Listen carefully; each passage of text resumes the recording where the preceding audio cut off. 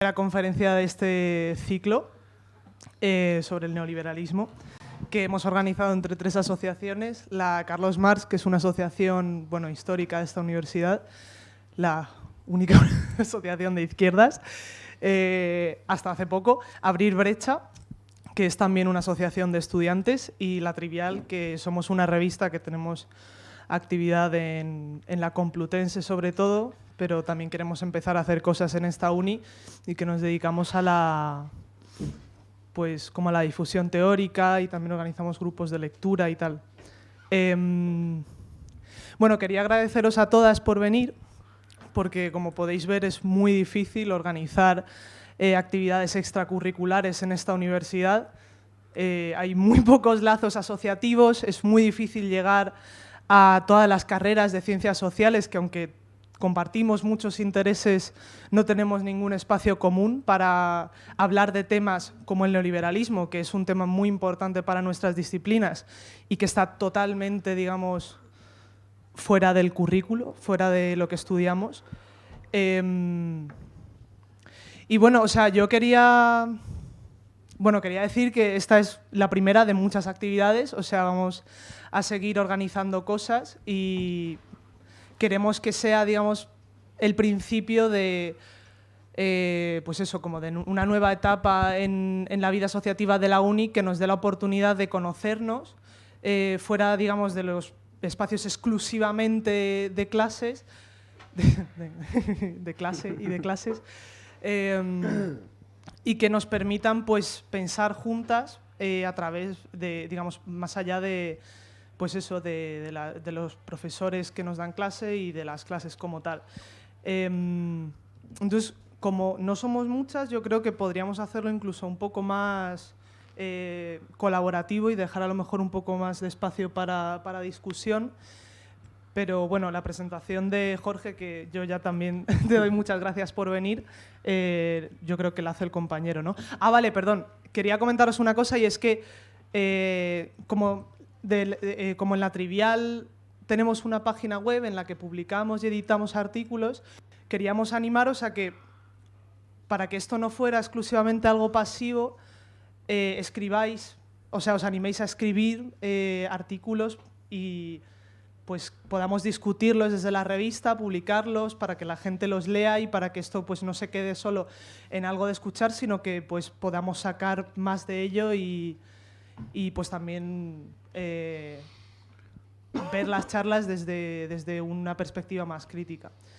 Y nada, mañana y pasado tenemos otras conferencias que también van a estar muy bien, y además el último día haremos una sangriada para poder conocerlos mejor, que también es muy importante. Y nada, sin más dilación, Pablo. Pues muchas gracias a todas por venir. Yo soy Pablo, que soy como ha dicho Lucía, de la Asociación Carlos Marx.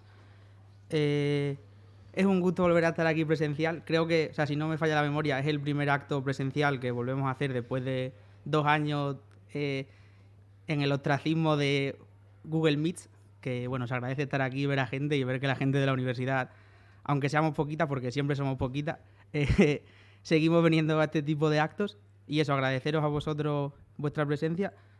Paso a presentar a Jorge, profesor de teoría política en la universidad, y también es editor en la editorial Lengua de Trapo.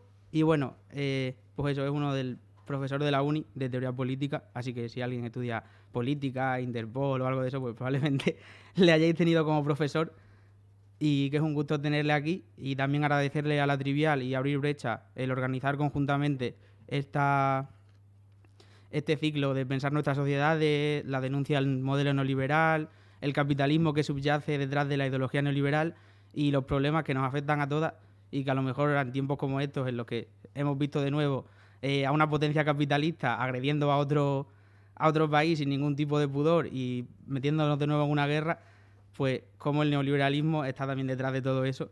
Y mandarle un abrazo solidario al pueblo ucraniano, que tiene que resistir las agresiones imperialistas de Rusia, y también el apoyo que se pueda mandar a los pobres soldados rusos que tienen, por culpa de un tirano, ir a morirse a una guerra que no les interesa, porque solamente le interesa a la oligarquía de su país. Y eso, muchas gracias y le doy paso a Jorge, que va a dar. Pues bueno, muchas gracias a los que estáis aquí, a los que habéis organizado estas jornadas, al valor que tenéis de seguir organizándose en la uni, que es fundamental hacerlo, aunque no sea siempre fácil y en esta universidad aún menos, al hecho de que os asociéis entre las asociaciones que ya existen, entre la Trivial, Abrir Brecha y la Carlos Marx, porque bueno, pues si no conseguís ser muchos agrupándoos y estableciendo vínculos, seguramente consigáis llegar a más gente, y aunque no lleguéis a mucha gente, por lo menos conseguís que el paso por la universidad sea un poco menos árido, algo más colectivo, algo más reflexivo y sea, por tanto, una forma también de conseguir pasar por la universidad de otra manera, ¿no? Y de una manera bastante más provechosa, política y subjetivamente hablando, ¿no? A mí me ofrecisteis o me pedisteis que hablara un poco del neoliberalismo, de cómo nos afecta, de qué entendemos por ello. Voy a intentar contaros cómo lo veo, de manera muy esquemática, para que podamos debatirlo y discutirlo mejor que yo suelte una chapa muy larga. Voy a intentar ser algo provocador, no defendiendo el neoliberalismo, pero intentando salir de los espacios habituales de la izquierda, que considero que tienen casi todos en común una cosa, y es considerar al neoliberalismo como lo otro de sí mismos, ¿no? En una suerte de depuración estaría el neoliberalismo y nosotros como oposición, ¿no? Y salir también de los relatos en los que se apoyan estas distintas lecturas de la izquierda, ¿no? Está claro que si pensamos en neoliberalismo nos viene a la cabeza, si venimos de espacios militantes, ideológicos o afectivos, más o menos de izquierdas, más o menos progresistas, más o menos populistas, nos suele venir a la cabeza una especie de mal social, ¿no? Esa especie de relato crítico habitual sobre el neoliberalismo, sobre los efectos que generan nuestras vidas, sobre la capacidad que tiene de desarticular o destruir todos los vínculos sociales, de privatizar todos los elementos que habíamos tejido en común durante los últimos 30, 40 o 100 años de historia de luchas y de movimientos obreros y no solo. Aquello nos suele venir a la cabeza que genera inestabilidad, desorden, desterritorialización, es decir, destrucción de todos los vínculos, estructuras, instituciones en los que nos habíamos más o menos erigido, como una especie de antítesis de cualquier forma de vida en común, ¿no? Que además tendría la capacidad de colonizar casi todos los aspectos de la vida social y de nuestra vida también psíquica, ¿no? Solemos pensar en neoliberalismo y desde luego toda la tradición Foucaultiana, que es la que más se toma en serio al principio, a finales de los años 70 con Foucault, pero luego con la escuela sociológica Foucaultiana y también filosófica, como una forma de subjetivación, ¿no? De convertirnos en estructuras psíquicas habitadas por el deseo permanente de acumular más valor, no tanto más dinero, que esta sería un poco la distinción que hace Wendy Brown. Los que habéis estudiado conmigo lo sabéis porque os hago leerla,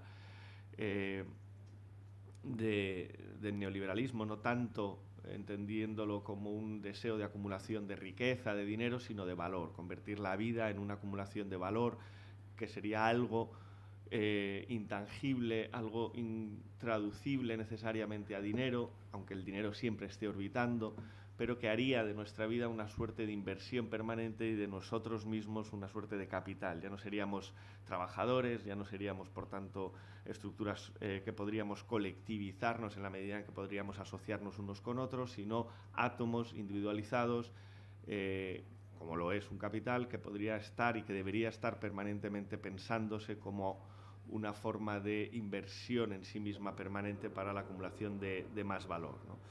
Que sería la teoría del capital humano, que lee Foucault ya muy pronto, a finales de los años 70, antes incluso de que ganen Thatcher y Reagan el poder en ese curso en el Collège de France que se dio a llamar la biopolítica, ¿no? Y donde hace un análisis, digamos, de los principales discursos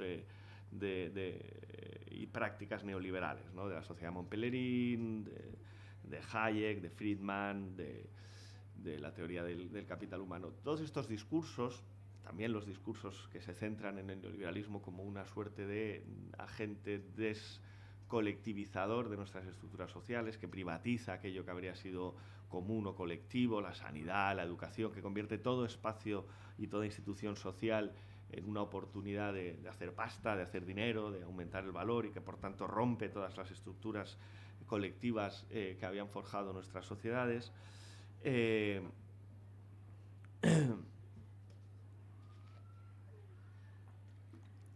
Y que leen, por tanto, el neoliberalismo en conexión o en relación con esto que vengo a decir, como una antítesis de lo político mismo, o por lo menos de lo político entendido como democracia, al romper toda estructura colectiva, al romper o al transformar el sujeto de la política que venía de alguna forma en el liberalismo, también en su concepción socialdemócrata, representado por los deseos de igualdad, de libertad también, sin duda, pero de igualdad, de universalidad.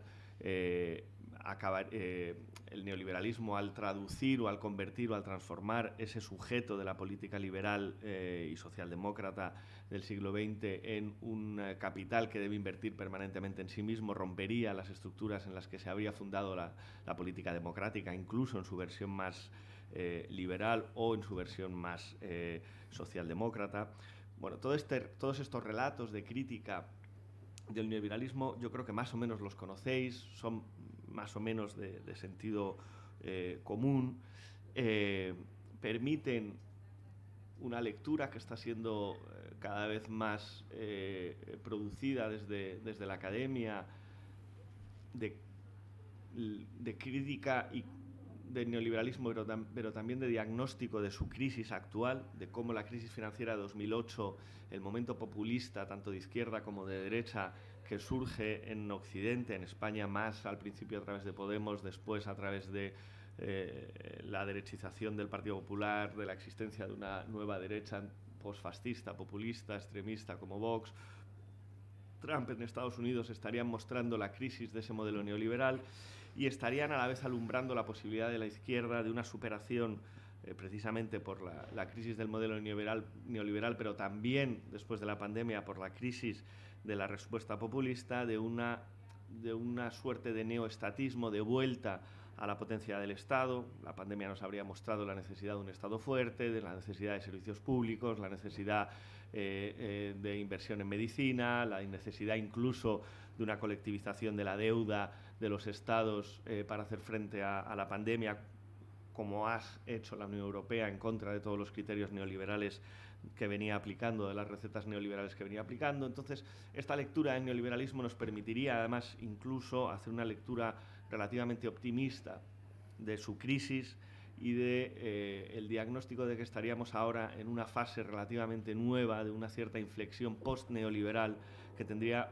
una importante declinación en forma de neoestatismo, de vuelta, digamos, de las políticas de gasto, del keynesianismo, de un post-keynesianismo más o menos centrado, que además de explicar la crisis del neoliberalismo, explicaría la crisis de su antagonista, ¿no? Que sería los populismos, tanto de derechas como de izquierdas, ¿no? Que habríamos superado de alguna forma o estaríamos cerca de hacerlo, o podríamos pensar en que se estaría superando en la etapa neoliberal. Y lo vemos también con las promesas por ahora incumplidas todo el tiempo de Biden, de un enorme aumento del gasto público, de un aumento importante del gasto en infraestructuras, carreteras, hospitales, contratación pública, de una despreocupación por el déficit, de ir en contra, digamos, de las recetas que habrían sido implementadas durante los últimos 30, 40 años de política monetaria neoliberal, lo que más o menos nos suena, ¿no? Que estaríamos, por jugar un poco, y os cuento un poco esta hipótesis porque la voy a poner ahora en cuestión, pero me interesa señalarla, que estaríamos en un momento de inflexión en el que se estaría demandando más control y autoridad política en lugar de más mercado libre y más de regulación, ¿no? Que estaríamos en un momento en el que se estaría centrando más la política en el concepto y en la práctica de la protección social y en la protección a los individuos que en el del riesgo, y que estaríamos, por tanto, en una lógica neo-keynesiana, protección, control, autoridad pública, frente a una lógica neoliberal más definida por el riesgo, más definida por el mercado libre, más definida por la desregulación, que estaríamos incluso más cerca de las lógicas de los cuidados, o prestándole más atención a la lógica del cuidado como una derivación de la idea de protección, frente a la lógica de la competencia salvaje de todos contra todos, y que estaríamos, bueno, en una cierta en un camino hacia atrás en las lógicas de la desmercantilización propia del neoliberalismo, ¿no? Donde, pues, como bien sabéis, educación, sanidad, protección social, prestaciones de desempleo habrían sido progresivamente mercantilizadas, privatizadas y, por tanto, eliminadas del Estado como responsabilidad suya y llevadas a la práctica individual o mercantil, ¿no? Lo que quería plantearos es que el conjunto, a mi juicio, o un conjunto muy amplio de lecturas desde las izquierdas del neoliberalismo, todo esto que vengo de decir y todas las lecturas en las que se apoya, como un mal social, como lo otro de nosotros mismos, como aquello que tendríamos que combatir indefectiblemente porque significa, implica y supone lo radicalmente contrario a lo que un planteamiento de izquierdas supondría, creo que no funcionan especialmente bien. Creo que tienen en común eso. Sitúan todas y cada una de estas lecturas al neoliberalismo como lo absolutamente otro. Creo que esas lecturas son correctas muchas veces, no estoy diciendo que sean incorrectas, pero creo que son insuficientes, o por lo menos omiten una lectura posible también del neoliberalismo, no en sustitución de estas, sino junto a estas, que a mí me parece que si no nos la hacemos, nos convertimos en incapaces de combatir el neoliberalismo. Hay como una ausencia, como una falta en este tipo de lecturas, ¿no? Que tendría, a mi juicio, y ahora lo voy a intentar explicar, que tendría que ver con precisamente considerar al neoliberalismo como lo otro absolutamente de nosotros, como lo antagonista de la izquierda. Y ya os adelanto, y eso es un poco lo que voy a hacer a continuación, creo que si no leemos el neoliberalismo como algo que tiene que ver también, por un lado, con una crisis de la izquierda previa al neoliberalismo, con su incapacidad, y a la vez, por el otro lado, el neoliberalismo como una respuesta a la impotencia de la izquierda para dar cuenta de nuevos deseos, de nuevas formulaciones, de nuevas demandas, de transformaciones de la estructura social a partir de los años 70, y por tanto entender el neoliberalismo como la respuesta bastante más exitosa y eficaz que la que pudo hacer la izquierda a deseos sociales que no son necesariamente contradictorios a los que habían alimentado la izquierda. Si no empezamos a ver al neoliberalismo no como lo absolutamente otro, sino como una respuesta distinta a problemas que tenemos que responder también desde las izquierdas o desde el espacio progresista, vamos a ser incapaces de combatirlo. Y vamos a leer, además, como positivo o como puramente optimista o como esperanzador el neoestatismo que está recorriendo ahora las políticas de la Unión Europea, y nos va a llevar a una lectura más bien nostálgica, donde nos acabamos apoyando en lo que había antes del neoliberalismo, los estados socialdemócratas, sin ser capaces de entender que lo que permitió el neoliberalismo fue precisamente el colapso, la crisis y la impotencia de la lógica socialdemócrata y de los estados socialdemócratas para responder a los deseos de emancipación de movimientos sociales, de grupos también, o de espacios con los que la izquierda empezó a tener cada vez más dificultades para comunicar. Este es un poco lo que os quiero plantear. Todas las lecturas críticas que sitúan al neoliberalismo como lo otro, como el mal, como lo absolutamente antagonista a nosotros, me parece que son correctas, que están bien, que no las voy a negar, pero suelen eclipsar, olvidar, ocultar, o les suele faltar entender las condiciones históricas de posibilidad del neoliberalismo, que permite que el neoliberalismo no solo surja, que había surgido en los años 40, pero no triunfa, no se impone, no se vuelve hegemónico hasta finales de los 70, ¿por qué es capaz de hacerlo? Y en ese por qué es capaz de hacerlo, ¿qué tiene que ver la izquierda?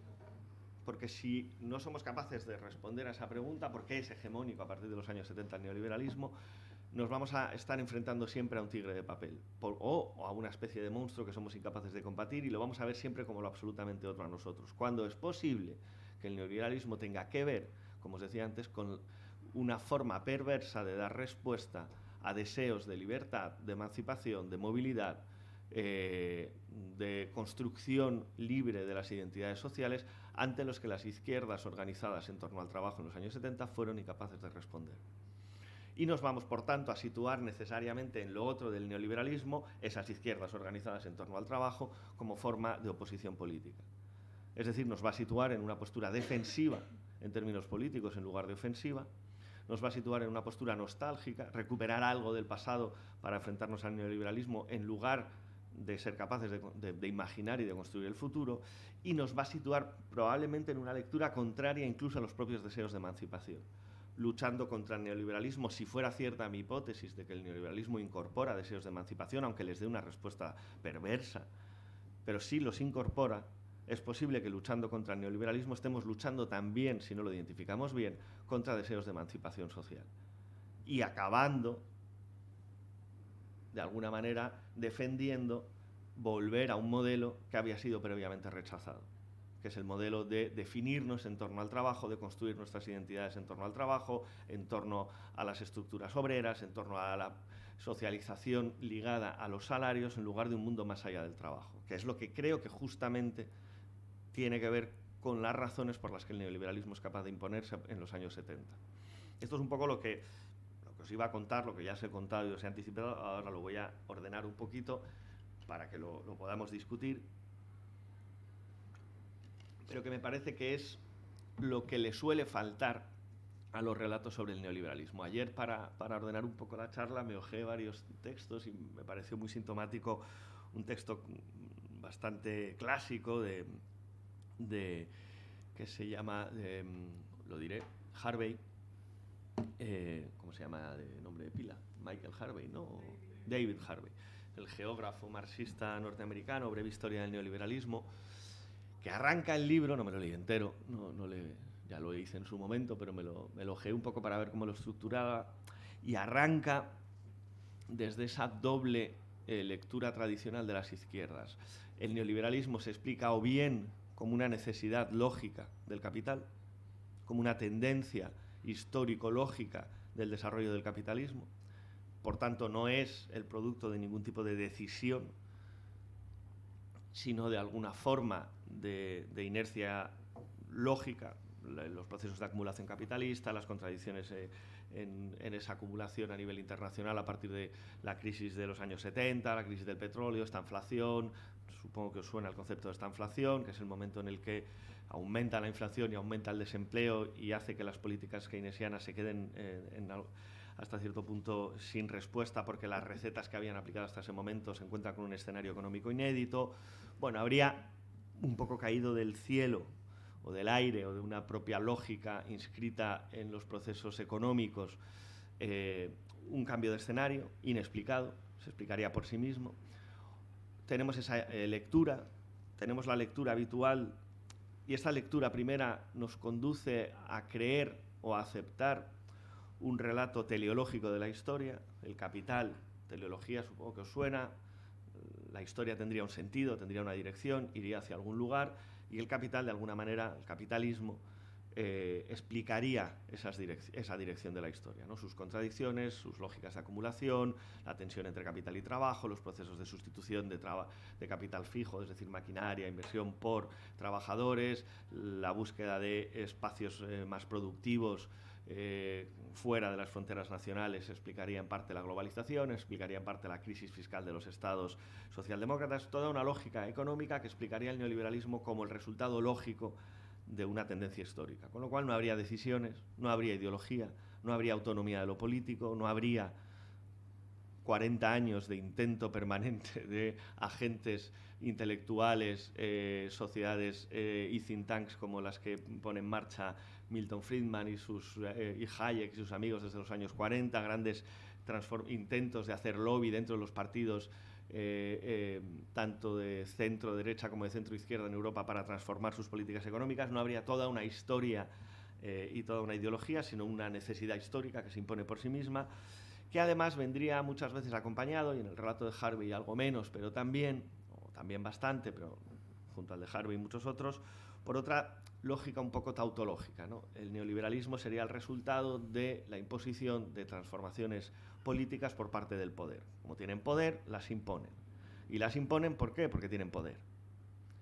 Estaríamos en una circularidad por la cual Chile es capaz de hacer un golpe de Estado, traer a economistas de Chicago, los famosos Chicago Boys. Supongo que os suena un poco el relato del golpe de Estado en Chile, el neoliberalismo, que el primer espacio, digamos, donde se ensaya es en Chile, pues se ensaya a través de un golpe de Estado, con lo cual el neoliberalismo no sería el resultado de una transformación hegemónica, discursiva, de valores, de concepciones del mundo, de decisiones políticas, sino la imposición de unos sujetos a través de la violencia. Estas dos lecturas, una de ellas niega la hegemonía, la de la violencia, el caso chileno niega que el neoliberalismo sea el resultado de un proceso hegemónico. Cuando me refiero a un proceso hegemónico me refiero a que el poder gana de alguna manera incorporando los deseos, demandas, aspiraciones mayoritarias de la sociedad. No habría hegemonía sino violencia, que es el relato que se suele hacer también, y no solo de Chile, sino también en Inglaterra, la lucha bestial de Thatcher contra los mineros, contra los sindicatos, el ejercicio, por tanto, del poder contra la sociedad.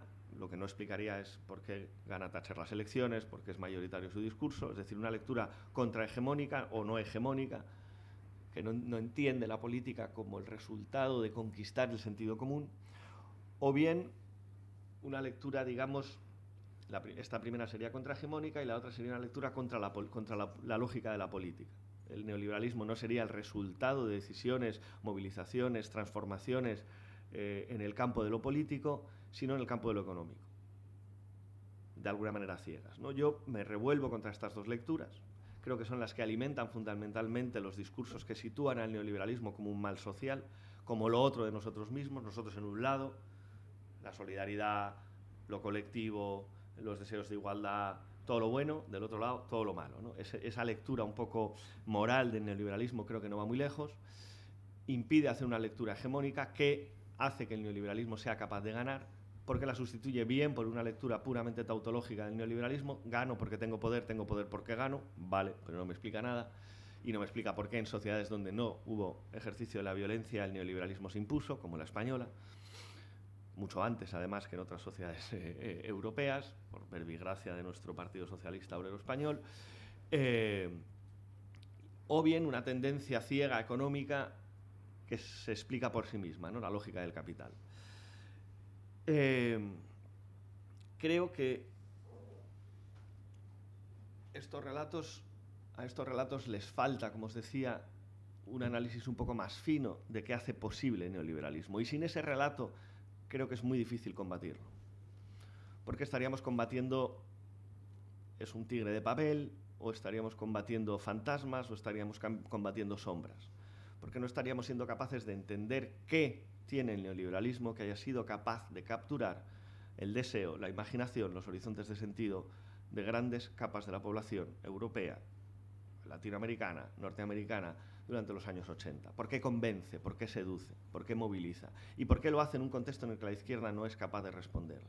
Y si no somos capaces de dar respuesta a esta pregunta, seguiremos entendiendo el neoliberalismo como lo otro de nosotros mismos, como lo malo y nosotros lo bueno, pero nos seguirá resultando extraordinariamente difícil luchar contra él. Toda vez que no creo, y esto es lo que quería señalaros también, que esa lectura tan optimista de la superación del neoliberalismo por una suerte de neoestatismo lleve muy lejos, ¿no? Creo que es una mutación durante la pandemia de las economías occidentales que volverá rápidamente a una senda neoliberal si no somos capaces de oponerle algo desde las izquierdas, desde el pensamiento progresista, salvo que seamos capaces de oponerle un modo nostálgico de estado de bienestar que nos obligue de nuevo a encerrarnos en el trabajo como único vehículo para construir nuestras identidades, que es precisamente lo que había quebrado en los años 70. Y aquí es donde voy, ¿no? Lo que creo que suele faltar en las lecturas más habituales de la izquierda es justamente entender que el neoliberalismo no es solo una ofensiva desde arriba contra derechos conquistados por parte del movimiento obrero, de las izquierdas y de los estados dirigidos de alguna manera por ese pacto entre capital y trabajo que fue la socialdemocracia, con actores políticos más a la izquierda como los partidos comunistas que lo llevaban más lejos, o partidos centroliberales que lo llevaban menos lejos, ¿no? Que si entendemos el neoliberalismo como una mera ofensiva desde arriba contra un sujeto de alguna manera estable, sólido, que sería las izquierdas, nos perdemos de vista lo fundamental de lo que sucede en los años 70-80, cuando el neoliberalismo es capaz de conquistar la hegemonía en Occidente. Que si no somos capaces de leer que hay previamente a esa victoria neoliberal una crisis sistémica de las izquierdas y del mundo en el que se construyen, no vamos a entender qué es lo que hace el neoliberalismo. Y esa crisis tiene, y voy a ir muy rápido porque me apetece más debatirlo, tiene mucho que ver con una ofensiva desde abajo a la lógica de los estados socialdemócratas. ¿A qué me refiero con una ofensiva desde abajo? Una ofensiva a la lógica del fordismo, de los estados socialdemócratas vehiculados a través del trabajo como vínculo social fundamental. Y a la vez a través de la figura que ordenaba eso, que no era el conjunto de la sociedad, sino el trabajador regulado, que no era el conjunto de los trabajadores, que era un trabajador de clase media, blanco, con capacidad de movilidad y de progreso social. Que la construcción en torno a esa figura de un orden social empieza a entrar en cuestión. Que la crítica que se expresa no solo, pero fundamentalmente en las contraculturas, en los movimientos feministas, en los movimientos en Estados Unidos antirracistas, contra el poder, no es solo una crítica, digamos, por la inclusión de figuras excluidas. Es una crítica al modelo de inclusión en sí mismo. No es solo yo también quiero formar parte de este modelo de regulación social vinculado en torno al trabajo, un salario y la socialización de todos los salarios en forma de estado de bienestar, sino que es una crítica del modelo mismo. Y esa crítica, de alguna manera, lo que está haciendo es revelar algo que siempre había estado inscrito en la lógica de las luchas por la emancipación, de los movimientos obreros, y que estaba empezando a desaparecer. Y la explico muy brevemente. Siempre he entendido, y creo que sin entender esto es muy difícil entender cómo opera el neoliberalismo, que la lucha del movimiento obrero estuvo siempre atravesada por una enorme contradicción. Los que habéis tenido clase conmigo os lo sabréis, porque lo suelo repetir hasta la saciedad, ¿no? Y sois la mitad los que estáis aquí, así que voy a ir muy rápido porque no quiero aburriros, ¿no? Pero hay una tensión o una contradicción que recorre la historia del movimiento obrero, que es la tensión entre la afirmación y la transformación de la identidad obrera. Tú afirmas la identidad obrera, buscas la mejora de las condiciones de vida, de las estructuras que alimentan y que sostienen la identidad obrera, el salario, los barrios, la sanidad, la educación, pero con la finalidad de trascender en algún momento. Y cuando digo trascender, digo acabar con esa identidad obrera. Y esa es la tensión que define al movimiento obrero. Tú afirmas tu identidad de la misma manera que lo afirman los movimientos antirracistas, afirmas la identidad negra, pero para acabar con aquello que genera racismo, que es separar a la población entre negros y blancos, o de la misma manera en los feminismos, digamos, más de la diferencia, en la que afirmas tu identidad mujer o tu identidad trans o tu identidad gay, pero no para convertirte exclusivamente en un sujeto definido por esa identidad, sino para acabar con lo que explica tu desigualdad o tu diferencia. Es decir, que todo movimiento por la emancipación siempre está atravesado por una tensión entre afirmarse y negarse.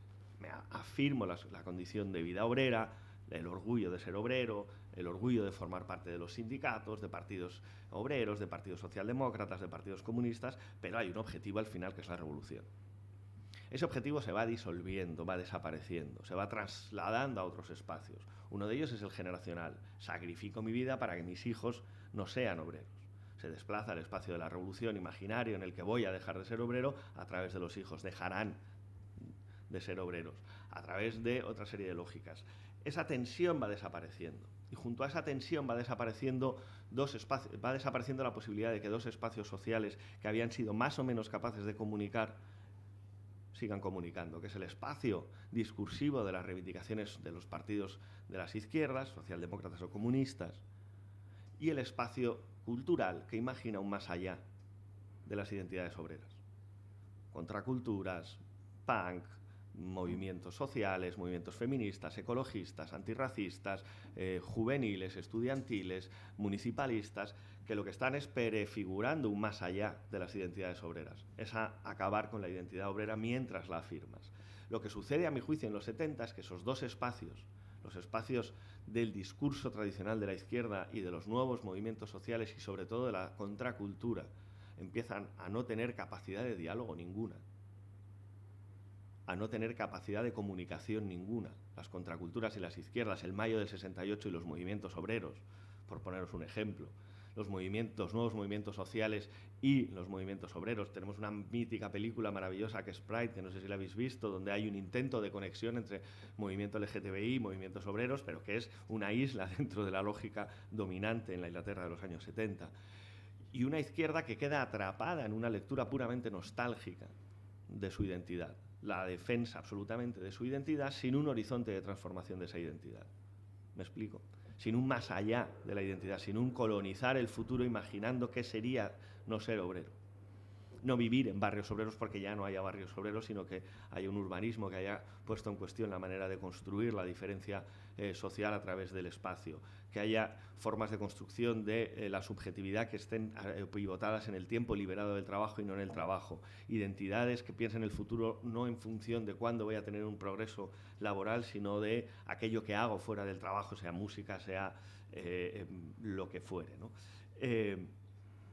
Empieza a dejar de ser pensable por parte de las izquierdas esa dialéctica que había sostenido hasta los años 70 entre identidad y transformación de la identidad o diferencia, es decir, entre afirmación de las identidades obreras y el horizonte revolucionario. Al mismo tiempo que los espacios sociales que definían esas dos lógicas, izquierdas organizadas en torno al trabajo, es decir, socialdemocracia y comunismo, y movimientos contraculturales, sociales, identitarios, que se piensan más allá del trabajo, esas dos lógicas se divorcian. La izquierda queda replegada en los discursos puramente laboristas, y mucha de la izquierda sigue ahí hoy, y alguna quiere volver ahí, y escribe novelas para volver ahí, y piensa lo maravilloso que es vivir ahí, incluso en el pueblo.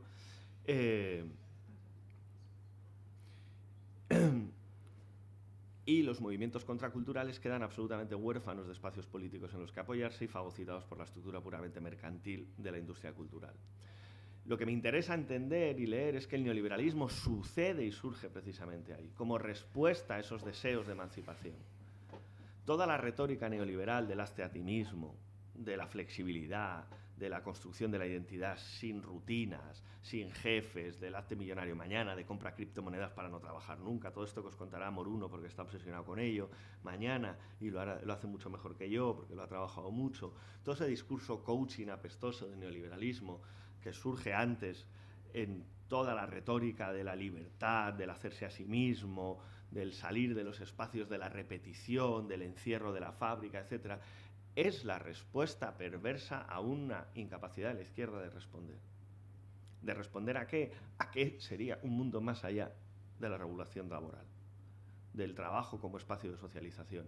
Creo que sin entender que el neoliberalismo no surge de un deseo contrario a las izquierdas, o a lo que podríamos entender como una izquierda, por lo menos antitético a lo que podríamos defender hoy, sino precisamente como respuesta perversa a algo que debería estar permanentemente siendo abordado por los movimientos emancipadores, progresistas, de izquierdas, llamémoslo como queráis, sin entender que el neoliberalismo no es lo otro de nosotros mismos, sino una respuesta perversa, todo, o sea, podemos adjetivarla todo lo que queráis en términos de maldad absoluta, de convertirnos en seres desestructurados, incapaces de comunicar con los otros, con problemas de salud mental, obsesionados con el trabajo, a la deriva, presos de la incertidumbre. Todas las descripciones del neoliberalismo las compro, todas, pero lo que no compro es la incapacidad de entender que ahí hay algo que nos atañe y que nos imposibilita para leer el neoliberalismo como lo otro de nosotros mismos, sino como algo que está inscrito en nosotros mismos. Cuando digo nosotros me refiero a las izquierdas, los movimientos de emancipación, y que de alguna manera habríamos sido incapaces de alimentar, de responder, de cuestionar, ¿no? Y que por tanto y esta es un poco la forma de provocar o de provocaros, el problema del neoliberalismo no es lo que hace, sino la incapacidad de responder, de cumplir, de satisfacer las propias demandas y los propios deseos que suscita. Es decir, que el problema del neoliberalismo no es que se centre en la libertad, sino que no la permite. Que el problema del neoliberalismo no es que se centre en la flexibilidad, sino que no la permite realmente, entendiendo como flexibilidad una disposición de tu propio tiempo. Que el problema del neoliberalismo no es la individualización, contra la que no tengo nada, salvo que queráis iros con Ana y Simón al pueblo a vivir con los burros y con los abuelos. A mí me parece bien romper todas esas estructuras comunitarias para generar otras nuevas. El problema es que la izquierda no fue capaz de analizar cómo serían esas otras nuevas y acabó presa del familiarismo de la derecha, ¿no? Y esto se daría para otra sesión, cómo todo el discurso neoliberal acaba necesitando estructuras fijas, toda la desterritorialización, toda la liberación individualista del deseo acaba necesitando apoyarse en la familia tradicional, en la estructura de desigualdad del patriarcado y cómo es consustancial el neoliberalismo al patriarcado, precisamente porque necesita alguna forma de protección y de fijeza en las relaciones sociales para hacerlas compatibles con esa individualización. Pero volviendo al final un poco de lo que quería contaros, creo que el problema fundamental de las izquierdas es no leer el neoliberalismo como una incapacidad estructural de responder realmente a las promesas que realiza. Y que la mejor forma de combatirlo no es tanto situándose en una fuera o en un otro absolutamente de neoliberalismo, sino en su propia incapacidad de responder a sus propias promesas. A la promesa de libertad, a la promesa del invéntate a ti mismo, hazte a ti mismo, disfruta de tu tiempo, sal de los espacios de la repetición, del Estado, de la burocracia. Ningún problema. Ningún problema para la izquierda. El problema es que el neoliberalismo es incapaz de responder a eso, estructuralmente incapaz, porque es una estructura incapaz de pensarlo en términos universalistas o colectivos, sino a través de una exacerbación de la lógica puramente individual.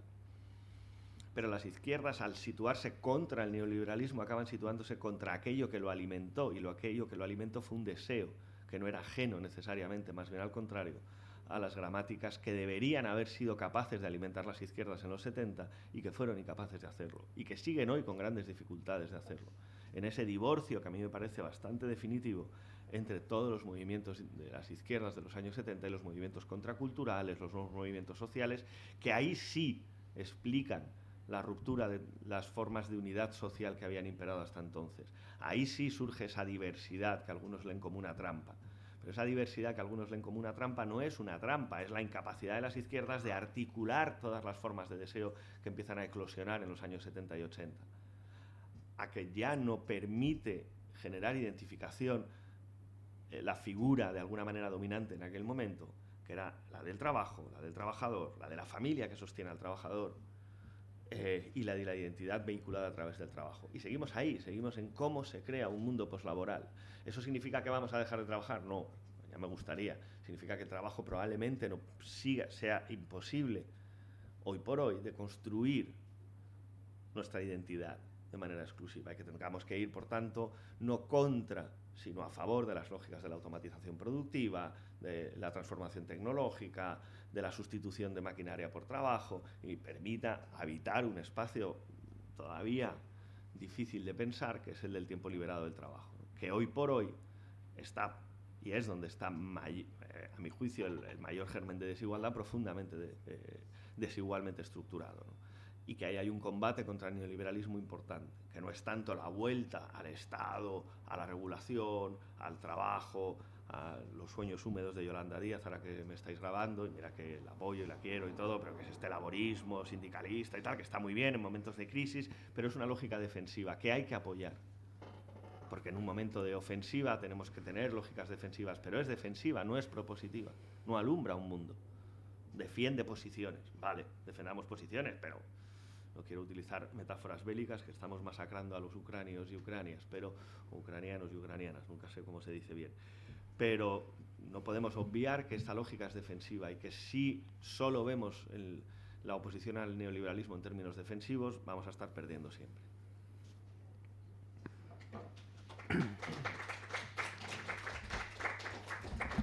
Y ahora vosotras y vosotros, y hacemos un poco de tertulia, debate, que que es lo Pues divertido. muchas gracias y eso, si alguien quiere decir una opinión, preguntar, hacer una reflexión, que aquí se permite, pues sois libre. Lucía tiene el micro, pasároslo y preguntar lo que queráis. Y muchas gracias. Vale, bueno, muchas gracias. Yo te quería preguntar, a efectos prácticos y por centrarlo un poco en la Comunidad de Madrid, ¿qué tendrían que hacer las izquierdas ahora mismo con todo el discurso de la libertad? ¿Cómo podemos capitalizar ese discurso y cómo podemos dar una respuesta a esa demanda? Porque es que me da la sensación de que actualmente en la oposición el discurso que hay contra esa libertad es un poco lo que decías defensivo, ¿no? Es un poco el tema de los cuidados, el tema de pues, pobres sanitarios, pobres personas mayores, pero no hay una alternativa a ese deseo de libertad que hay, y creo que en la gente joven, por ejemplo, es bastante amplio. Y eso, a nivel estratégico, ¿qué habría que hacer con eso? Lo primero es que yo dejé la política, o me dejó a mí, es decir, que no me siento especialmente capacitado para hacer grandes análisis táctico-estratégicos porque no me los termino de creer. Veo muy difícil combatir el discurso neoliberal con tendencias populistas, autoritarias de Ayuso, pero fundamentalmente neoliberal. Lo veo difícil, por muchas razones, algunas de ellas meramente tácticas o circunstanciales, ¿no? Porque tenemos enfrente una fuerza de la naturaleza política que es Ayuso, ¿no? Pero yo creo que hay un momento en el que hay que distinguir táctica de estrategia, ¿no? Es posible que no haya otra ahora mismo que una lógica defensiva. Eso no significa que debamos convertir toda la política en una lógica defensiva y que los análisis se hagan trampas. Vale, ahora mismo no tenemos capacidad para articular una lógica ofensiva, o no sabemos cómo, o estamos en minoría, o estamos en un ciclo político general absolutamente contrahegemónico, o más que contrahegemónico, un ciclo de reacción ideológica en toda España, de derechización, que nos pone muy difícil hacer política. Vale, eso no significa que tu horizonte se convierta en la posibilidad. La posibilidad ahora no existe, vale, pero la posibilidad se necesita. Entonces, que ahora estemos pasando una travesía del desierto no significa que nuestro horizonte sea el oasis que hay al final del desierto, sino igual pues esperar a que llueva un poco y haya un bosque, ¿no? Y mientras organizarnos, luchar, etcétera. Por otro lado, creo que efectivamente hay una parte del discurso de Ayuso que se trata más de lo que os decía al final, de mostrar su incapacidad de responder a las promesas que hace y no tanto negarlas. Por muy simple, hiriente que pueda ser el discurso de la libertad, de las cañas, de no encontrarte a tu novio o exnovio, quiero decir, por Madrid, que resulte para cualquier persona con un poco de sensibilidad literaria, política, retórica, no deja de ser un discurso potente, al que no se puede hacer frente con una simple banalización o ridiculización, porque ahí está conectando con un deseo que ha estructurado de alguna manera el etos madrileño, ¿no? La libertad, aquí viene quien quiere, cada uno es de donde es, yo me tomo una caña, bueno, pues ahí hay inscrito algo a lo que tienes que responder. Estás respondiendo todo el rato, ya, pero es mentira, ya, pero pues no encontrás a su novio, pero si no llegas a fin de mes y te desahucian, todo eso está muy bien, pero hay que entender que ahí está operando una lógica del deseo. Y que esa lógica del deseo no se trata tanto de negarla como de intentar disputar las condiciones de posibilidad, o sea, de realizar ese deseo, no tanto de negarlo, ¿no? Pero, dicho esto, tengo serias dudas de que ahora haya mucha capacidad en la Comunidad de Madrid para hacer algo distinto a lo que se está haciendo, por una cuestión que tiene que ver con que Madrid es España, y España es Madrid, como dice Ayuso, y que el ciclo político en España es de profunda reacción ideológica por razones que podemos analizar y que tienen que ver, a mi juicio, con que hace unos años no se supo leer que no había que atrincherarse en una lógica defensiva, sino ir a la ofensiva. Y que ir a la ofensiva tenía que ver más con apelar al deseo que con apelar a una cierta nostalgia resistente. Y que eso ha permitido, de alguna manera, una reacción ideológica extraordinaria, ¿no? Pero, insisto, una cosa es que desde el análisis que yo pueda hacer en 20 minutos, 40, no sé cuánto he hablado, media hora, del neoliberalismo absolutamente abstracto, y otra cosa es cómo traduces eso en una política táctico-estratégica en la Comunidad de Madrid por parte de una fuerza política. Ahí ya estamos hablando de otra cuestión. Sí me parece importante no acabar confundiendo una cosa con la otra. Como tácticamente hoy se vuelve extraordinariamente difícil una lógica ofensiva y no defensiva, eliminemos el horizonte ofensivo de nuestros marcos discursivos y de nuestros marcos analíticos, porque entonces acabas en un repliegue infinito. ¿Cómo se hace eso? Bueno, pregúntale a Moruno, que está en la Comunidad de Madrid, viene mañana y es diputado, y así le paso la pelota a él. Pero sí creo que lo primero que hay que hacer es leer la potencia de Ayuso en términos justamente de apelar a un deseo que sí es mayoritariamente compartido, que es un deseo de libertad, que es un deseo de movilidad, que es un deseo de cierta fuga incluso de la realidad cotidiana, y que no es fascismo, que la lucha contra Ayuso en términos justamente de neoliberalismo fascista, de tal, pues es incapaz de entender que está haciendo Ayuso algo relativamente similar a lo que hizo Thatcher en los años 70, finales de los 70, principios de los 80 con la izquierda en Inglaterra, ¿no? Atrincherarla en una lógica puramente defensiva, mientras quien llevaba la capacidad ofensiva de imponer los marcos de sentido y de sentido común en Inglaterra fue ella.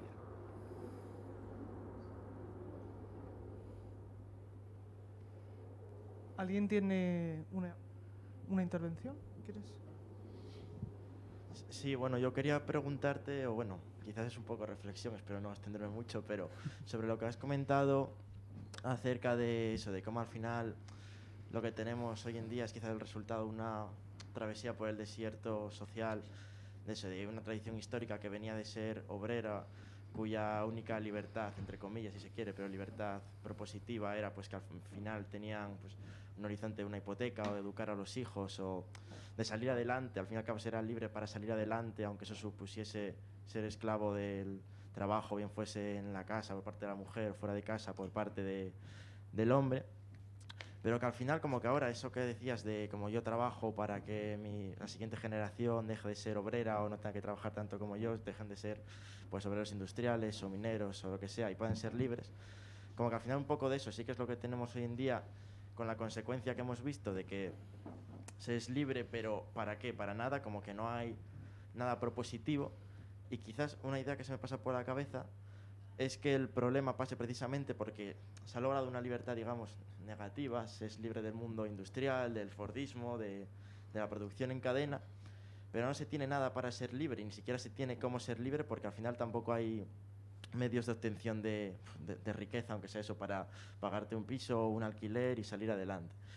Y lo que se me ocurre es que quizás en el discurso este, que se llama neorrancio o rojipardo, de volver al pasado, de volver a donde se fue, porque ahora parece que no se puede ser de ninguna manera, de decir todo este discurso un poco, sí, nostálgico, melancólico del mundo industrial, es que en realidad, por mucho que al final quienes lo defienden, Bernabé, Ana Iris, toda esta gente, lo defiendan justamente con todo su contenido, lo que se me pasa por la cabeza es que quizás simplemente lo que ocurre es una nostalgia de una libertad propositiva o de un horizonte. Aunque lo que echen de menos sea, pues, o lo que reivindiquen, pues sea pues eso, ese modelo de la hipoteca, del estado del bienestar keynesiano, que realmente lo que simplemente se echa de menos es tener algún sitio al que ir. Y claro, hoy en día realmente no tenemos muchos sitios a los que ir, ya no solo en términos económicos, sino en términos, así me atrevería a decir, históricos. Es decir, por una parte el cambio climático, la amenaza del cambio climático, por otra la inestabilidad geopolítica, en el propio plano económico, más allá de lo que es la parte de la vida diaria, también hay mucha inestabilidad. Y no sé, en ese sentido, ¿cuál crees que es un horizonte que quizás se pueda intentar dibujar por parte de la izquierda y que tenga en cuenta que la hegemonía que ha habido hasta ahora sigue siendo, incluso por parte de la izquierda misma, sigue siendo socioliberal o socialdemócrata, pero que al fin y al cabo es una hegemonía que la que queda sigue pensando que el trabajo es algo a reivindicar, que si no se obliga a la gente a trabajar, o sea, que si no hay necesidad de trabajar, la gente no va a trabajar, que sigue convencida de que escapar al trabajo, huir del trabajo es propio de vagos más que de un camino de liberación. En fin, que ¿cómo crees tú que se podría tratar de dibujar un horizonte que tuviese todo esto en cuenta, pero que al fin y al cabo dibuje un horizonte que sea aceptado y no sea apreciado? Sí, es la pregunta un poco del millón, ¿no? Esa es realmente la pregunta, ¿no? ¿Cómo se piensa esto en alternativa? A mí obviamente, Anaír y Subernabé no tengo nada en contra de ellos y además no creo que sean especialmente relevantes en la capacidad de crear discurso hoy, pero sí forman parte de un espacio más vasto y más amplio de cierto repliegue nostálgico, ¿no? Estoy de acuerdo contigo en que la nostalgia no es una nostalgia de lo que se vivió, no es una nostalgia de las condiciones de vida que tenían nuestros padres.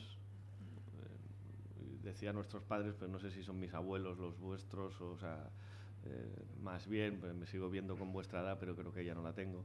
Pero bueno, de mis padres, los vuestros, incluso de mis abuelos y vuestros abuelos y tatarabuelos, y en fin, del pasado, que no creo que sea una nostalgia de sus condiciones de vida, sino una nostalgia justamente de que tenían futuro, esas condiciones de vida, de que tenían esperanza, de que tenían la capacidad de imaginar una mejora, si no de sus condiciones de vida, que sin duda de las condiciones de vida de sus hijos, que tenían capacidad de tener algo de tiempo liberado del trabajo en el que organizarse, tener espacios comunitarios, que sería un error echarlos de menos como tales, pero no es un error, y ahí ya no hablaría de echar de menos, sino de echar en falta, que es distinto, es la capacidad de generar espacios poslaborales, ¿no? Yo estoy de acuerdo, o sea, la nostalgia no es una nostalgia de esas condiciones de vida, no es una nostalgia del pueblo, no es, en algunos casos extremos sí, pero no creo que sea mayoritario, pero sí es una cierta nostalgia de un momento social en el que había futuro, en el que había la capacidad de imaginar un futuro de cierta esperanza. Ese espacio hoy es el que se ha resquebrajado, ¿no? Y la cuestión ahí es cómo sustituir el espacio de la nostalgia por un espacio de construcción de imaginarios de futuro. Yo creo que ahí, sin duda, pasa por un lado, ser capaz de articular demandas muy distintas que existen en la sociedad actual. Creo que el feminismo, el ecologismo, no solo deben y operan, no digo qué es lo que tenga que hacer el feminismo, jamás lo diré, pero no creo que estén operando exclusivamente en términos defensivos, sino en términos ofensivos también, de imaginar modelos de relación con los otros, con tu pareja, pero no solo, también con el conjunto de sujetos distintos que ya están imaginando futuros distintos. El ecologismo también puede imaginar futuros distintos que no sean solamente anclados desde la lógica apocalíptica de la crisis, del final. Las gramáticas de la renta básica, de la reducción del tiempo de trabajo, deben ir acompañadas y articuladas también de cómo serían vidas con tiempo libre, qué se construye en ese tiempo libre, cómo se rellenan esos imaginarios, toda vez que nos movemos en un marco hasta cierto punto liberal. Tú no vas a imaginar qué es lo que tiene que hacer la gente. En la sociedad que vamos a imaginar tenemos que ser todos poliamorosos, follar todos con todos, y nuestro tiempo libre rellenarlo de MDMA y música indie apestosa. Pues claro, ahí estás prefigurando, o no apestosa, ¿no? Que soy el primero que escucha indie de vez en cuando, ¿no? Cada vez menos, pero bueno, me estoy quitando. Pero me refiero que es, esa conjugación entre libertad negativa, de búsqueda individual, libre de tu realización, junto a un evidente marco de libertad positiva, en el sentido de una libertad donde esté asegurada la posibilidad de la búsqueda de esa libertad negativa, o sea, como la libertad negativa necesita de una libertad positiva, de una libertad aunque solo sea en términos de aseguración de las condiciones materiales, estructurales de vida. Yo creo que ahí es donde se juega cómo generar imaginarios poslaborales. Cómo ir dándonos cuenta de que el conjunto de las identidades se van construyendo cada vez más en los márgenes del trabajo, pero que no hay elementos colectivos donde anclar esas construcciones identitarias. Ahí hay todo un desafío. Yo no tengo la respuesta de cómo se hace eso. Creo que una de las formas de hacerlo es precisamente generando condiciones sociales de posibilidad. Para mí es clave el tema de la renta básica, para mí es clave sobre todo el tema de la reducción del tiempo de trabajo y el reparto del empleo. Si vamos hacia sociedades en las que podemos trabajar 4 o 5 horas diarias, pero estamos trabajando 12 y otros no trabajando nada, si damos esa batalla la daremos junto a la conquista del sentido común de que lo que nos define no es lo que hagas durante 5 horas en el trabajo, sino lo que vayas a hacer fuera del trabajo.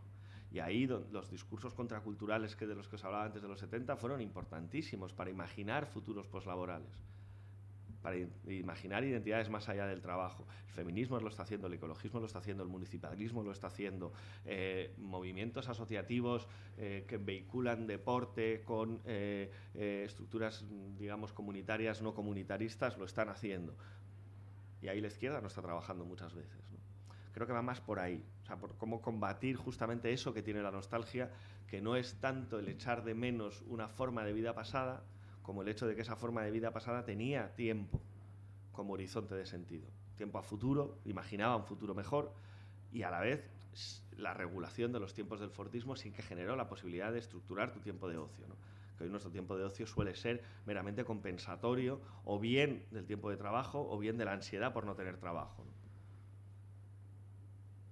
O por la ansiedad de tener un trabajo de mierda y de pensar cómo salgo de este trabajo de mierda haciéndome 3 másters, por los que además no tengo la más mínima interés, y entonces voy al máster pero no me interesa, y entonces entre MDMA, Lexatin y quedar con mis amigas y encerrarme en casa y llorar juntas y tal, pues pasan los días, ¿no? Bueno, pues construir un tejido ahí yo creo que es un reto, ¿no? Y es un reto en el que la batalla es cultural, y los populistas lo hemos dicho mucho tiempo, ¿no? Que, o sea, la batalla es previamente cultural. Conquistar es el sentido de esos tiempos que hoy están fagocitados por la ausencia traumática del trabajo como elemento dador de sentido, a la vez que colapsa todo tu tiempo de vida la búsqueda de un trabajo con sentido. Y en esa contradicción nos estamos matando a pastillas o a alcohol o hay gente que sale a correr, ¿no? Yo antes pues bebía más y ahora salgo a correr, ¿no? Pero eso ya son cuestiones de decisión individual y de edad también, ¿no? Pero ahí creo que hay un espacio fundamental de conquista que yo no sé cómo se hace. No tengo un programa político, ¿no? Me milité e intenté dar respuestas a eso, ¿no? Y al final pues no funcionaron, ¿no? Y creo que tiene mucho que ver con ser capaz de articular todas esas formas de deseo que están de alguna manera atomizadas, individualizadas, aparentemente no politizadas, cuando son profundamente políticas.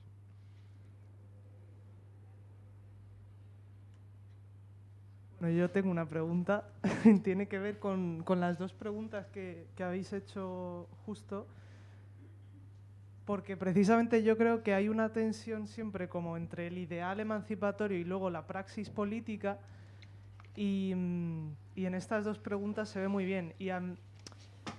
O sea, a mí la pregunta que me ha surgido cuando estaba escuchando a Jorge, y que creo que mucha gente se pregunta, bueno, que todos nos preguntamos, ¿no? Es, bueno, podemos tener muy claro que nuestro ideal es muy diferente al neoliberalismo, aunque, digamos, queremos dar respuesta mediante él a deseos que ahora mismo están capitalizados por el neoliberalismo. O sea, sabemos que nuestro ideal es distinto al neoliberalismo y casi toda la izquierda estamos de acuerdo con eso, ¿no? Pero la pregunta es, ¿cómo sabemos que, o sea, cómo podemos estar seguros de que nuestra praxis no lo refuerza, ¿no? O sea, ¿hasta qué punto pelear? Yo creo que esto es como una pregunta constante, o sea, y también tenía que ver con la pregunta de José, o sea, ¿en qué momento podemos distinguir que digamos, pelear por la resignificación de la libertad en Madrid no es estar dando la batalla y estar empujando a Ayuso, o es estar haciéndole el trabajo?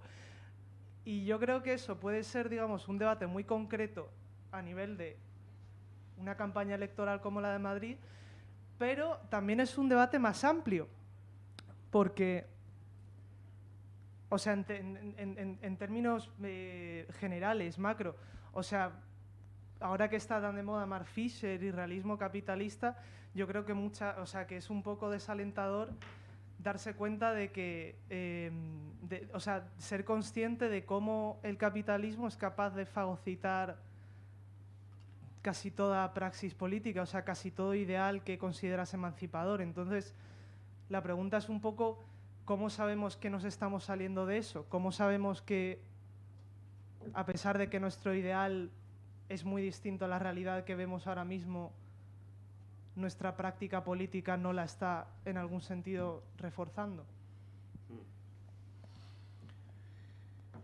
seguramente no lo sepamos y haya que prescindir de saberlo del todo, ¿no? Pero es verdad que, y yo lo planteaba antes, durante la intervención, ¿no? Que uno de los peligros o de los riesgos que tiene hacer política defensiva es precisamente que en la defensa contra el neoliberalismo podemos estar reforzando prácticas que eran justamente aquellas de las que queríamos salir, ¿no? Como construir nuestras vidas en torno a la repetición, en torno al trabajo, en torno a la asfixia de la hipoteca. ¿Por qué no tenemos otra forma de luchar? Porque esto es prioritario por encima de cualquier otra cosa y es absolutamente lógico que así lo sea. La cuestión es cuánto de perdida está una estrategia política si no tiene un cierto horizonte. Yo no lo nombraría como ideal, pero sí un cierto horizonte emancipatorio, ¿no?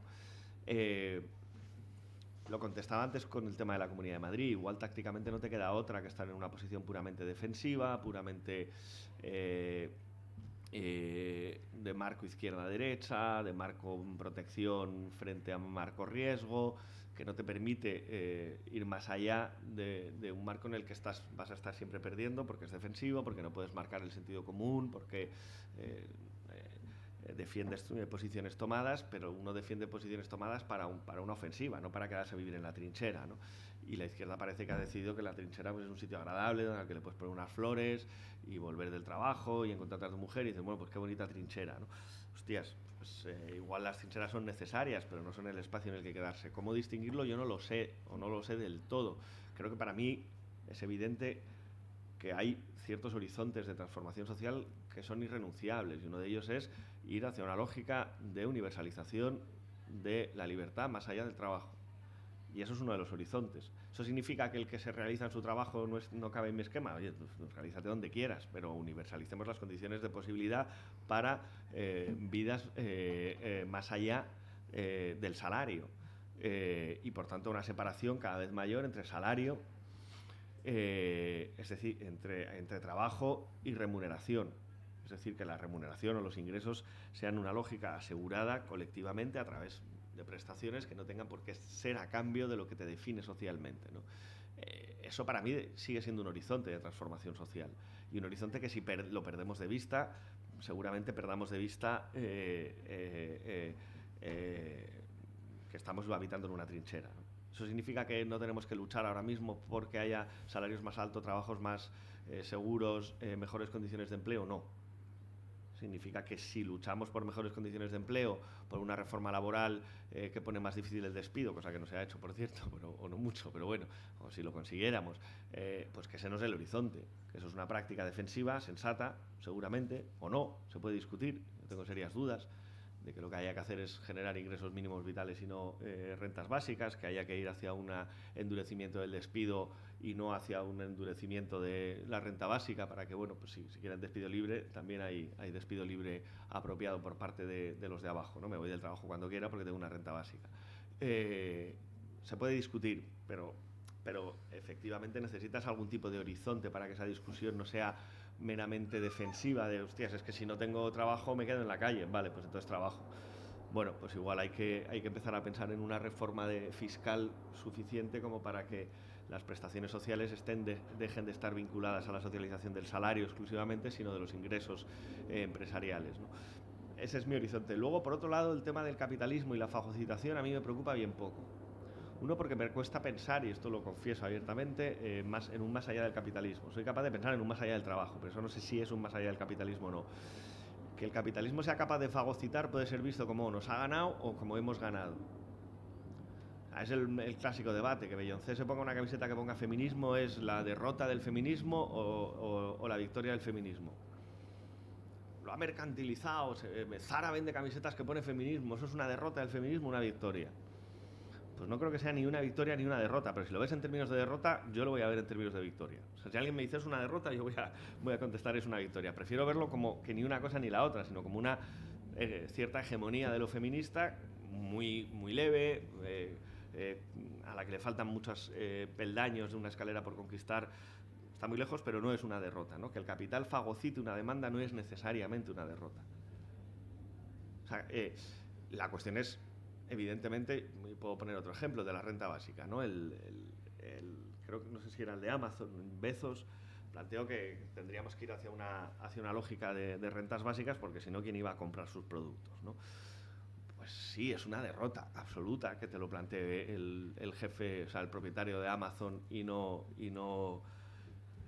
un movimiento político desde abajo con capacidad de ganar las elecciones. Pero bueno, disputemos ese significante renta básica, ¿no? No consideremos que es meramente una derrota. Obviamente, si lo impone la patronal, pues va a ser una renta básica para que compremos sus productos. Y va a haber gente con capacidad de compra mayoritaria y gente con capacidad de compra minoritaria. La minoritaria serán los que tienen renta básica y los otros los que tienen empleo. Habrá una segmentación de la sociedad en torno a quién está en el mercado de trabajo y quién está en una lógica de mutualización de ayudas sociales un poco más ambiciosas que el ingreso mínimo vital, y eso está lejos de ser un horizonte emancipatorio. Está lejos de serlo, pero no es una dirección contraria, es una bifurcación. Entonces, a mí lo de la fagocitación del mercado o del capitalismo, como me cuesta cada vez más pensar que exactamente es un más allá del capitalismo, por más que va a venir Bryce, se lo podéis preguntar a él, que forma parte de un grupo que se llama Anticapitalistas, y yo le quiero mucho a Bryce y suelo estar bastante de acuerdo con él en muchas cosas, pero me cuesta pensar hoy que es un horizonte postcapitalista que no sea simple y llanamente pensar en un horizonte donde el trabajo o la universalidad, digamos, de las libertades y los derechos ciudadanos se vehiculen, se anclen más allá del trabajo asalariado. Si una vez que eso suceda, veremos si eso cambia el capitalismo, lo transforma, el capitalismo lo fagocita. También depende siempre de qué definamos por capitalismo, y es un problema sempiterno, ¿no? Para mí el capitalismo es esa estructura social que separa a la gente de las condiciones de vida, y esa separación la convierte en sujetos atemorizados, sujetos a la incertidumbre y obligados, por tanto, a encontrar en el mercado de trabajo una forma de subsistencia, es decir, un vínculo social a través del trabajo asalariado. Yo defino el capitalismo así. Cualquier cosa que atente a ese vínculo salarial me parece que va en contra del capital, y la renta básica y sobre todo la reducción del tiempo de trabajo van en esa dirección, pero no sería capaz de decir que eso vaya a un horizonte postcapitalista, sino a otra cosa que veremos qué es. Y creo que hay que aceptar que en política hay un grado de incertidumbre que no puedes nunca suturar, y que el gran problema, a mi juicio, del marxismo, de alguna de las expresiones del marxismo, fue la necesidad de dar respuesta a todo y cada una de las decisiones políticas previas, tener horizontes prediseñados absolutamente. Yo, más que ideales emancipatorios, tendría horizontes de sentido, y más que horizontes como hojas de ruta claras que llevan a una revolución, y todo lo que no sea ir hacia esas revoluciones contrarrevolucionario, pues como ya no creo en la revolución, no es que no crea en ella, creo nostálgicamente en ella, ¿no? Y sobre todo si te bebes un whisky, pues crees más en ella, pero como no veo que esté a la mano, pues veo más hacia qué horizontes podemos ir. Muchas gracias. Bueno, yo me explico un poco regular, pero... Tú dale. Cuando hablábamos de posiciones defensivas y posiciones ofensivas, y de cómo ahora tratamos pues estamos en una trinchera en la que tratamos de defender unos ideales mínimos en nuestras sociedades frente a ese avance en general de esta idea que va.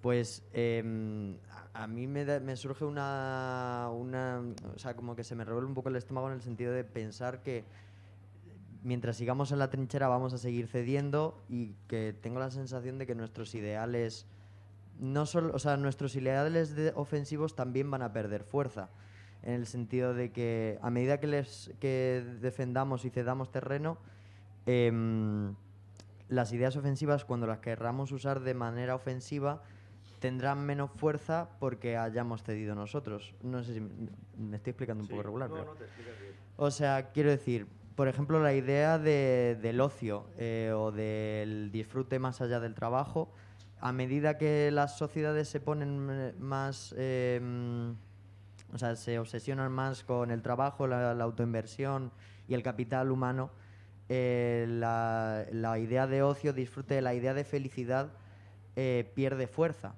Entonces, a mí se me plantea que que cuándo vamos a pasar a esa ofensiva. O sea, porque es eso, si paramos de defendernos para atacar, igual perdemos posiciones que hemos ganado. Pero si no pasamos a atacar ya, puede que cuando queramos atacar ya no podamos. Entonces, o sea, esa es la cuestión. Claro, es que tienes toda la razón. Lo que pasa es que yo creo que lo que siempre tenemos que tener son posiciones defensivas que sean a la vez ofensivas. Y nunca posiciones defensivas puras. Y me explico. Y no es por defender aquí a Errejón, que no le suelo criticar, pero el tema de la salud mental, como ejemplo, ¿no? El tema de la salud mental es clave como forma de entrarle al problema al neoliberalismo, ¿no? Fischer, de hecho, lo hace de manera, yo creo que muy correcta en Realismo Capitalista, ¿no? Tomar la salud mental como un espacio defensivo contra la agresión neoliberal y plantear la necesidad de una reducción del tiempo de trabajo como una de las formas de dar respuesta a un problema social en el que necesariamente nos tenemos que atrincherar defensivamente, que es que no podemos más, creo que es ofensivo y defensivo a la vez. Tú amarras o te anclas en un problema social que es puramente defensivo, no podemos más, estamos desquiciados, ansiedad, medicamentos, etcétera. ¿Y esto cómo se resuelve? Pues evidentemente, si solo das como respuesta, necesitamos psicólogos, como un ejército de psicólogos, lo que están haciendo es curar a la peña para que siga currando, ¿vale? Coaching. O sea, no es psicología, es coaching, ¿no? O es psicología como concepción individualista de respuesta a los problemas sociales, ¿no? Si tú, junto al problema de la salud mental, sitúas el problema de la jornada laboral, la reducción del tiempo de trabajo, los derechos adquiridos, tú lo que estás planteando es una lógica defensiva y ofensiva. Entonces yo creo que siempre tienen que orbitar conjuntamente. Tú puedes plantear la necesidad de generar certezas en la población y puedes pedir que haya que volvamos a 45 días por año trabajado como indemnización por despido. A mí me parece una soplapollez. 1, porque no se va a aceptar. 2, porque cuánta gente tiene trabajo indefinido. Y 3, porque igual de lo que se trata es de ir hacia una lógica de rentas básicas que te permita cambiar de trabajo, pero no sé cuántos de vosotros queréis tener el trabajo que ya tenéis mientras estudiáis de por vida, ¿no?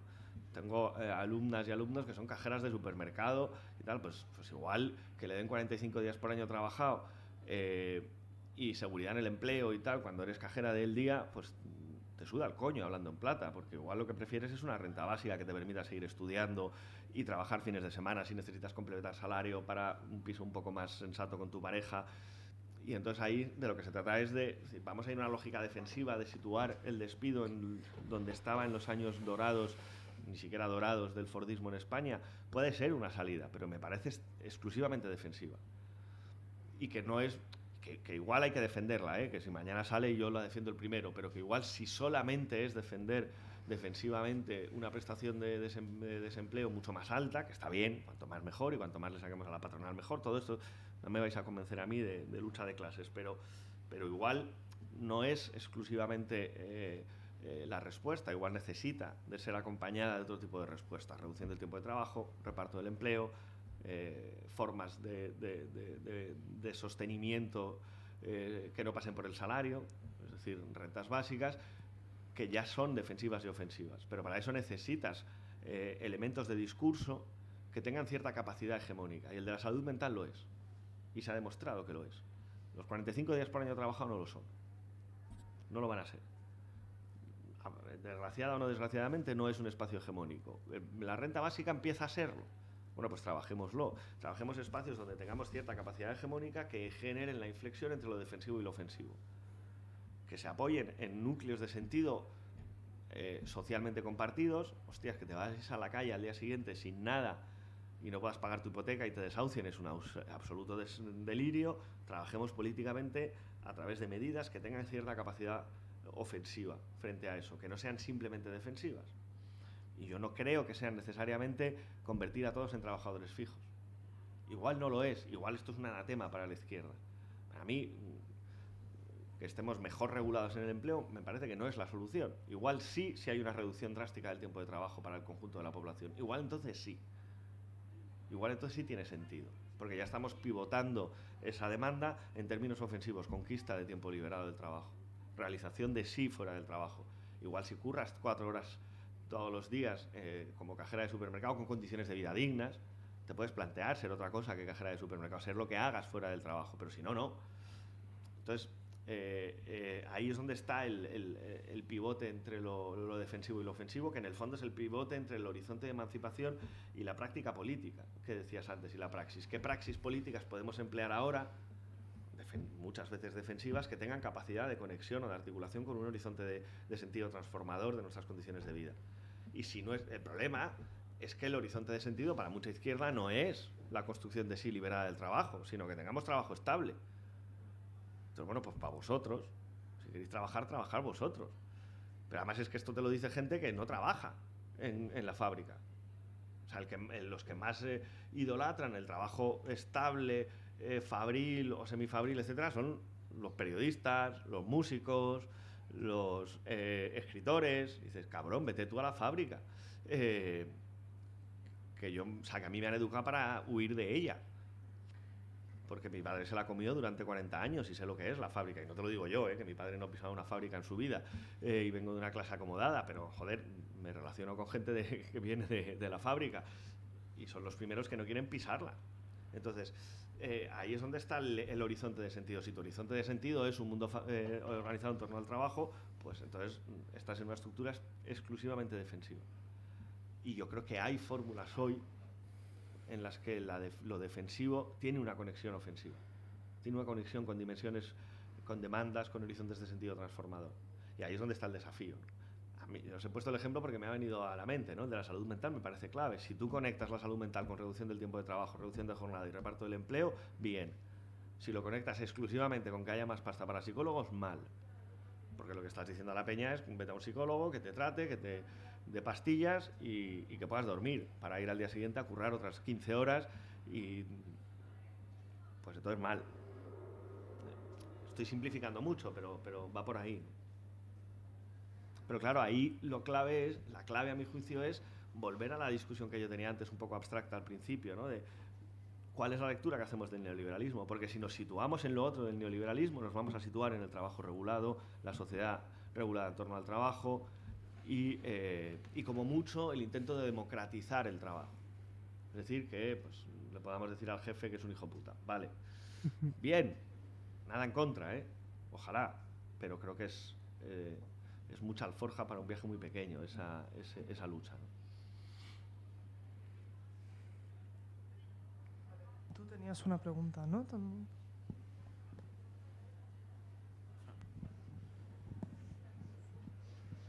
Vale, hola. Quería preguntarte sobre lo que has dicho antes de que los movimientos contraculturales de los 70 y el movimiento obrero como que han tenido un divorcio definitivo, y quería preguntar si es posible la reconciliación, porque sí que es verdad que yo siento que dentro del movimiento obrero, pensando como representante del movimiento obrero, tu Homer Simpson cualquiera, tu hombre blanco, padre de familia, sí que es verdad que se ha atentado mucho contra, siendo el penúltimo de la pirámide, contra el último de la pirámide, contra lo que viene, contra el feminismo, o sea, contra las mujeres y las personas racializadas. Y no sé, me gustaría saber cómo se podría reconciliar eso. Me parece una pregunta esencial, porque además ya has situado un poco a la figura, ¿no? El Homer Simpson, la figura de que llevándola al extremo podríamos llevarla un poco a la ira del hombre blanco que se ha planteado por varios ensayos estadounidenses, ¿no? Esa clase trabajadora blanca, white trash, que rechaza toda forma de feminismo, de modernidad, de política urbana, etcétera, y que se atrinchera de alguna manera en posiciones puramente defensivas de su modo de vida frente a lógicas, digamos, transformadoras que podrían venir de movimientos sociales, del feminismo, del ecologismo, del multiculturalismo, de los movimientos trans, y yo creo que ahí hay un trabajo crucial por parte también del feminismo, ¿no? Es decir,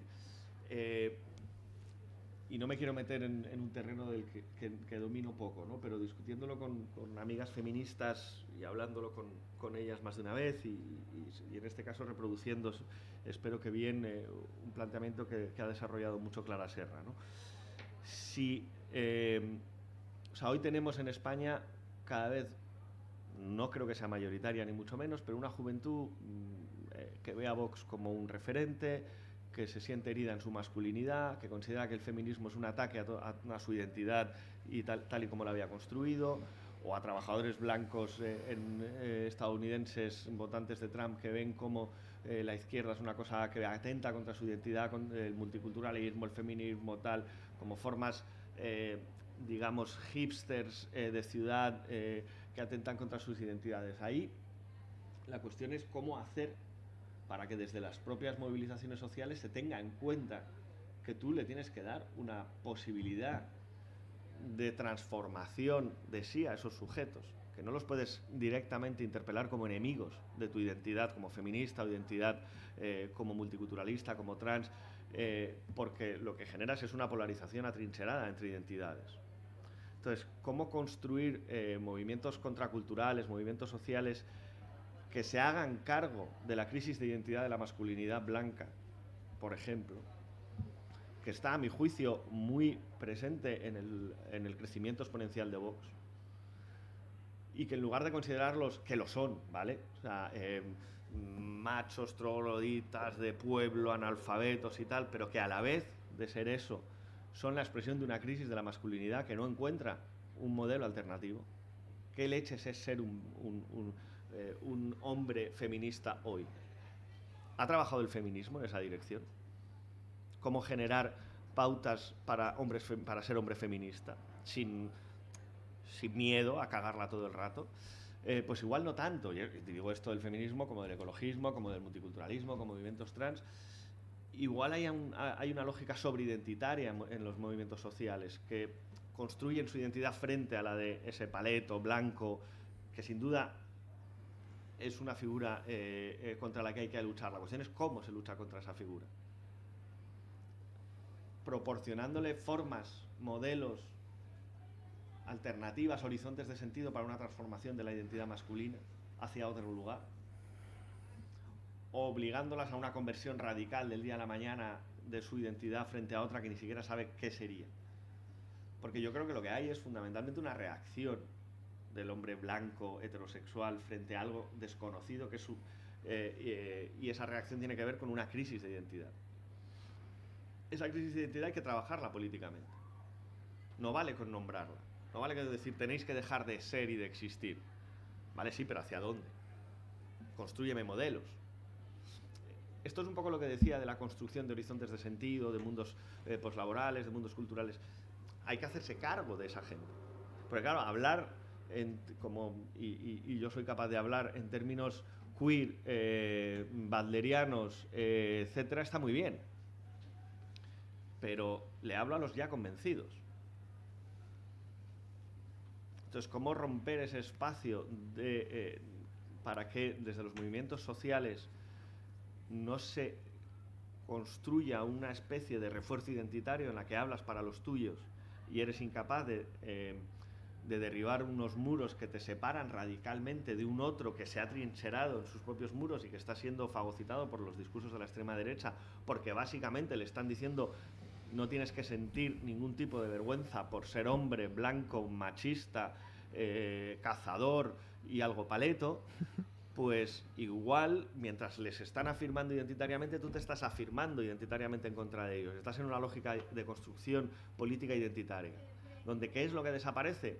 Lo que situaba antes como central para mí de todo movimiento, la contradicción que siempre orbita entre la identidad y la transformación de la identidad. Y tú tienes que trabajar para darles vías, modelos, rutas, ejemplos posibles de transformación de sí, que sean factibles, claro. Lo que no puedes pretender es que ahora un tipo que se ha construido en torno a que su padre le llevó de putas a los 16 años, al modelo de familia heteropatriarcal, que lo que tiene que hacer es aceptar la transexualidad, pintarse las uñas, probar el poliamor, follarse a sus amigos para ver qué tal. Igual no funciona. igual no funciona. Entonces, ¿cómo se hace hegemónico un discurso de transformación identitaria que tome en cuenta la crisis de la masculinidad, por ejemplo? Pues ahí creo que hay un debate muy interesante que no voy a ser yo quien lo responda porque le corresponde al movimiento feminista. Yo no formo parte de él, ¿no? Lo apoyo, compañero de viaje, todo lo que sea, pero no formo parte de él, pero que creo que es fundamental. Y yo tengo amigas feministas que llevan años trabajando en eso y que se batieron el lomo para intentar explicar que al chaval que ve en Vox un referente, lo que le tienes que situar enfrente son otros referentes.